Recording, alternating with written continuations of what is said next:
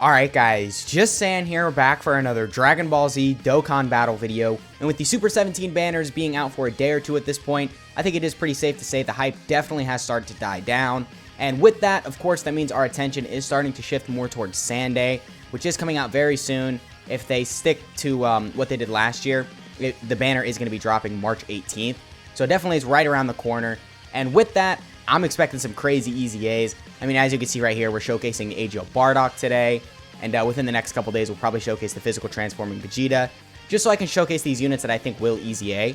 But other than those two guys, I've got no idea who could easy A. So, let me know in the comments if there's anyone you think could easy A for Sunday that you want me to do a showcase on, because I absolutely will. And, yeah, before we get into the video, if you find yourself enjoying it at any point, feel free to like and subscribe. Also, keep in mind there's timestamps in the video, so if you want to skip around, then absolutely feel free to do that. And, yeah, let's just get right into it. So, on this first rotation right here, we are going to have, alright, 4 out of 7 links, so not really the craziest in terms of our links. Fierce Battle, Experienced Fighters, and Family Ties is a good amount of attack, just between the three. So, definitely that is a little bit of a negative on this turn, but we make up for it for the insane support. So, we're at 176k start of turn defense. Yeah, it's on the lower end, I'll say that, but you do got to keep in mind he is stacking, and he's like 3 years old, so, I mean, you got to cut him a little bit of slack. And he is also AGL, so you do have that base 5 additional, so then you could, like, double super right here, as long as you build in full additionals, which I do suggest you do. I guess you could argue that you're going to want to wait till his easy A details get revealed to build him, which I guess I get, but just because he's stacking, going full additionals with him just makes the most sense to me. Because regardless of what his easy A does, I mean, they could give him guaranteed additionals. Okay, cool, then you're going to want to get another additional after that, because then that's 3 stacks. But definitely, I think full additionals is the way to go with this guy, especially because this guy is I don't want to say he's a quick stacker, but because he does only stack defense, that means it's a 30% defensive increase instead of, if he, like, stacked attack and defense, it would only be a 20% defensive increase. So, he's going to stack on the quicker end, but he's not necessarily going to be at, like, you're not going to see, like, 200k extra defense just after 1 stack. Or at least you're not going to see that until, like, later in the fight. But on that first rotation, definitely we didn't look that impressive. I mean, again, 176k defense isn't really all that good. His attack stat wasn't crazy either. I think it was a little over, like, 3 million. But you do got to keep in mind, if we're facing a Wicked Bloodline enemy, we are actually super effective against all types.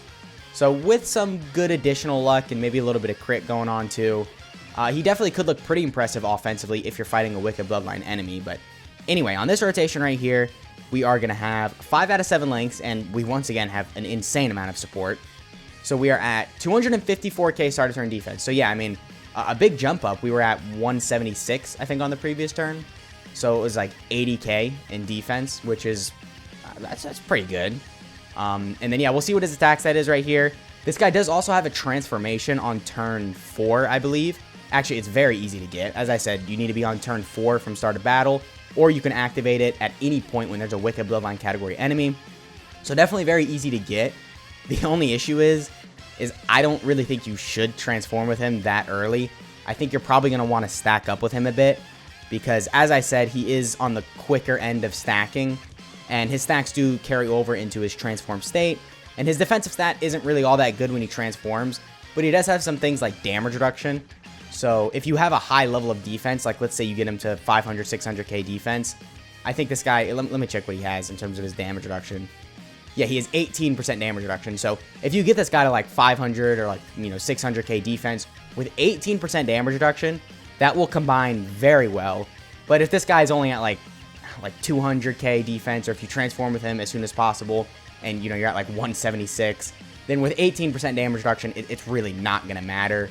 But of course, the higher defensively, the more beneficial the damage reduction is. I mean, obviously, but still, it's worth saying. So yeah, but in his transformation, he does also get guaranteed crits, and he does get a additional that has a high chance to become a super when you're facing a Wicked Bloodline category enemy. So this guy definitely is geared towards facing a Wicked Bloodline category enemy, which I guess is good because, extreme class units and most of the difficult events are extreme, but it's like, are you running this guy in difficult events? No, you're not running this guy in the Wicked Bloodline category red zone stages, just because he's going to get destroyed. Well, okay, I guess you just because of how many crazy units there are, you probably could get away with just like throwing this guy in slot 3, and with good like luck with him not getting hit that often, you probably could get away with bringing him on a team. But it's just gonna work out very weird because he's a stacking unit. So then if you're floating him off in slot 3, he's not gonna get the stacks he needs. And if you're even taking like one attack, you're gonna probably just instantly die because you're gonna be at like 250k defense, which just isn't all that. So definitely his role right now, I think is the right way to put it, is definitely a little bit just kind of weird, because you do also want to run him on a full low class warrior team, so he gets the extra attack buff, because in base he gets 10% attack per low class warrior on the team. So you do want to surround him by low class warriors. And I'm not saying it's a bad team. I mean, especially with Bardock coming out, global, we just got him. Definitely it's improved, and I think Kid Goku's on there as well. We've got the God Physical Raditz, so there's definitely some standout options. But overall, I really don't think this category is like necessarily amazing. So it is going to be a little difficult to surround him with all those allies in a difficult event and actually win. Just because, like, I mean, as good as Tech Bardock is, he's not a good slot 1 unit. The only good slot 1 unit on here is Physical Bardock, the Physical Super Saiyan 1 right here, and this guy isn't even out on global yet. So it's going to be a very weird team because there's so many slot 2 units that it makes it very, how do I say this? It just makes it kind of complicated, because then in slot 1, you could just easily die. But I accidentally touched the key path with Bardock in slot 1, the tech one right here, so hopefully he doesn't kill here. Okay, yeah, but he did. Yeah, I didn't mean to do that, because then now in this next rotation, we're gonna have a rotation with the HL and Tech Bardock, which obviously isn't a good thing because they do both have the exact same name, so they aren't actually gonna link. But they do link when the Bardock transforms, so I guess I'll just transform with him on this next rotation. But I don't know if we're gonna have any support. Or yeah, actually, I think we're gonna have the LR Team Bardock on the rotation, so it'll be pretty good, and we'll transform with him there. I mean, definitely, again, when he transforms, he can look pretty impressive. As long as you get some stacks with him. I mean, I was talking about like 500, 600k defense earlier in the video, but as long as you just stack with him a couple times, so you're not at like 150k defense, then, he'll look on the better end. Because, I mean, again, this dude's like 3 years old, so definitely he's not really going to be that amazing. But, all right, 300k defense right there. So, I mean, yeah, whatever. We can just transform them right here. Let's go ahead and play this animation.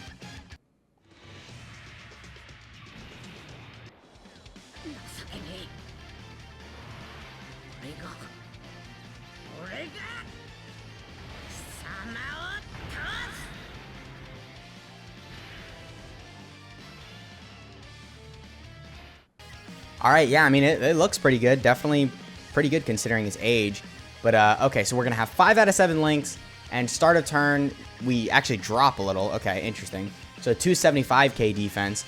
Now, the most notable things when he transforms is that this guy does have, again, the 18% damage reduction for 5 turns from when you transform with him. He does get 30% attack and defense on super.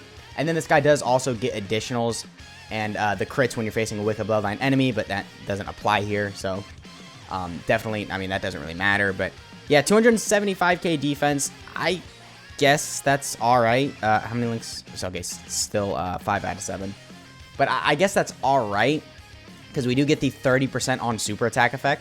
So after that, we're going to be at like 350k defense with the damage reduction he has as well. So I guess that's all right. Yeah, 3.81 million attacks. That is kind of low, but I do like this animation. This animation is beautiful. I love this, because the special definitely was. I personally enjoyed the special where Bardock fought Chilled. So the fact we got a card in it, I thought was pretty cool. But we don't have a good Chilled, do we? I think there's the Super Strike Chilled, which, I mean, if they want to do that during the, well, no, that wouldn't make sense because it's Sand Day. If they were to awaken any Super Strike, it would probably be like the AGL Vegeta. But yeah, I mean, his animations definitely are good. I went off on a side tangent, sorry. His animations are very good for sure. I just think his performance, it's not really going to be all that. So what we'll do right here is we'll showcase this next rotation with him, and then we'll cut to another Legendary Vegeta event where we stacked up a lot with Bardock. Just because I typically like to do that with stacking units, because of course, just them being a stacking unit means they are aimed to be like in longer events. So we'll cut to like turn 10, 11, 12 in the Legendary Vegeta event and see what Bardock's defensive level is. I'm kind of expecting some pretty good defensive levels because, you know, as I said, he is a relatively quicker stacker. And, you know, he's looking all right for his age. But, all right, right there, 275k defense. I mean, yeah, I guess, you know, he's all right for his age. That's what I just said, you know. But we'll put him in slot 1. Let's hope we don't die. I think we might, and if we do, you know, I'll just keep it in the video because this is a pretty good showing of his defensive level. Yeah, okay, so we are getting supered. Are we dead? Oh, 100k. All right. No. All right, no, we were not dead there. I don't know why I thought we were. What is our attack stat right here, though? Because we got the Dokkan mode, so I'm kind of expecting something pretty good. And also, we obviously do have a little bit of support. Okay, so 3.81 once again. I mean, yeah, not really all that crazy. Actually, I am a little bit unimpressed by this guy's damage, which I guess isn't really that big of a deal, because at this point in Dokkan, damage definitely is less important. I mean, you know, defense just takes priority. So I guess it's not really that big of a deal. But for sure, I don't know. I guess maybe you know, you have to be facing a Wicked Bloodline category enemy because then you get like the guaranteed crits and then the additional, which if we had it right there, I mean, a 3.81 million attack stat, so we'll just call it 4 million for argument's sake. A 4 million attack stat, guaranteed crit, that has an additional that has a high chance to become a super, and then the additional is a guaranteed crit.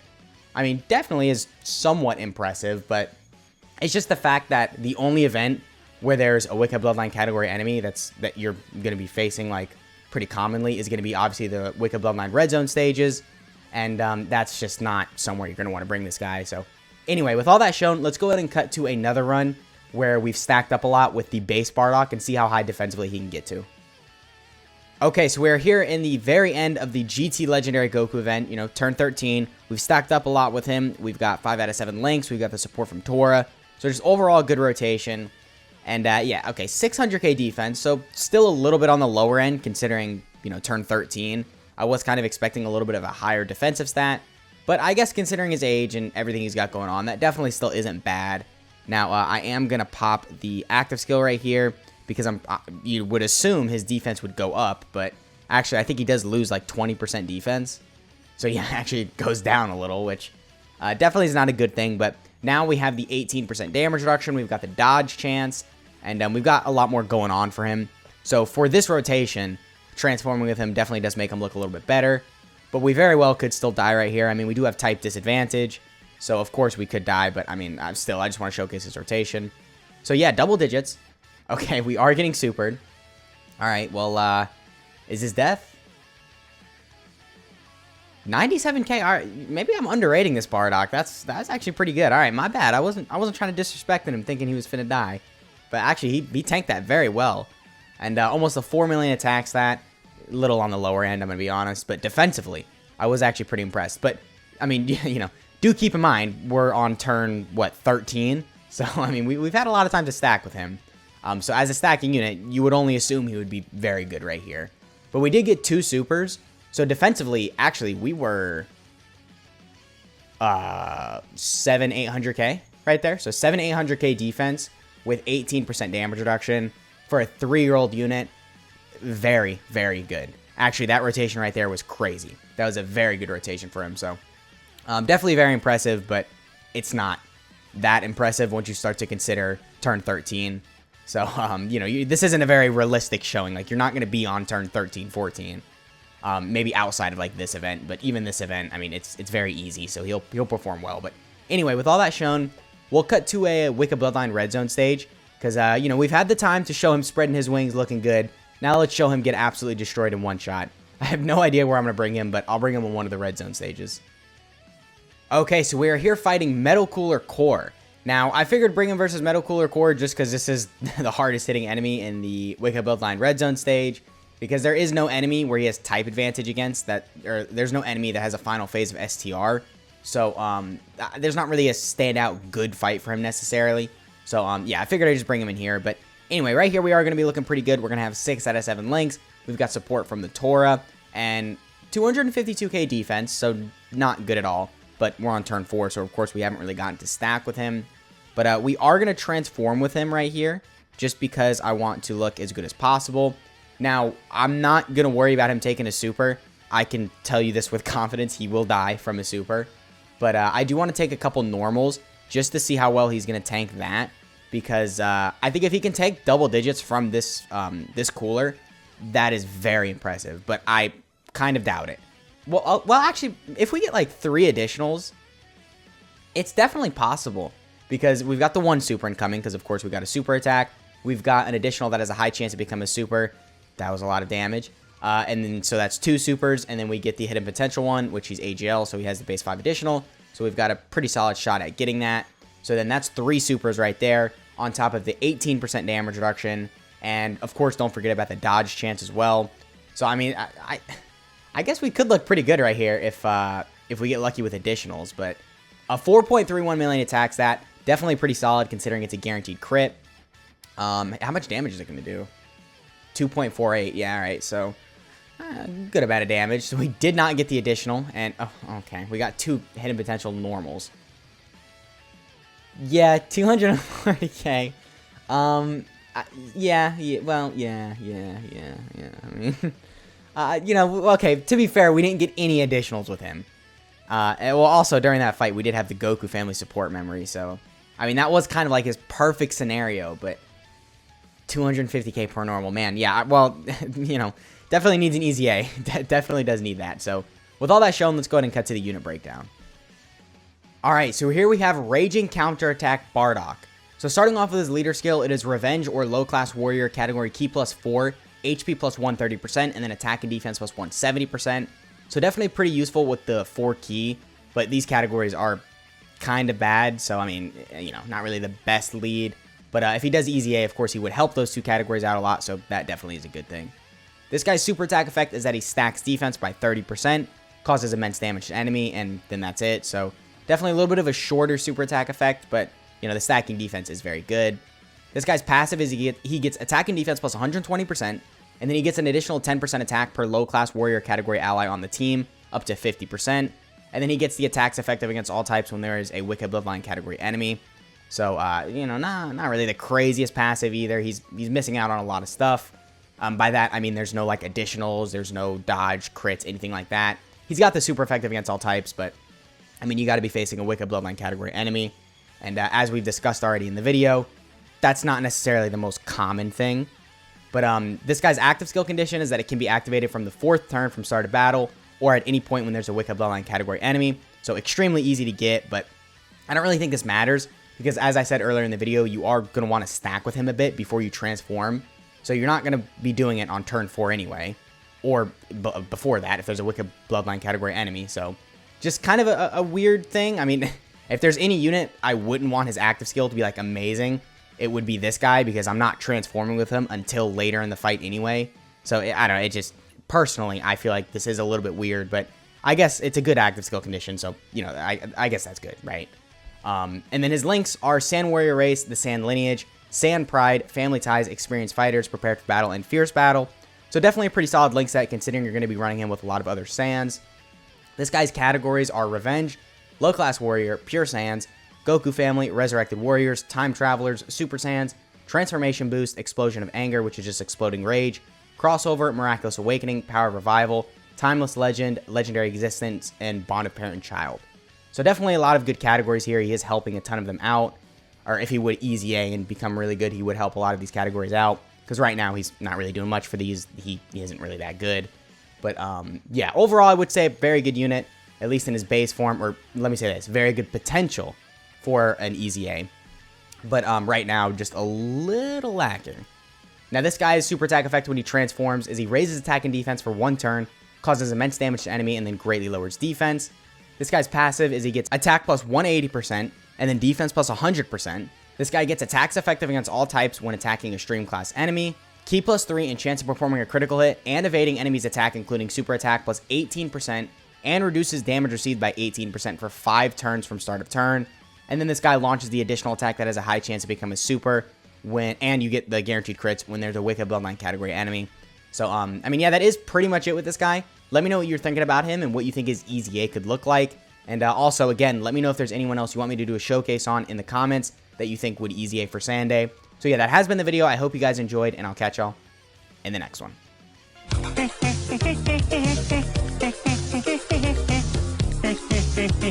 and then another,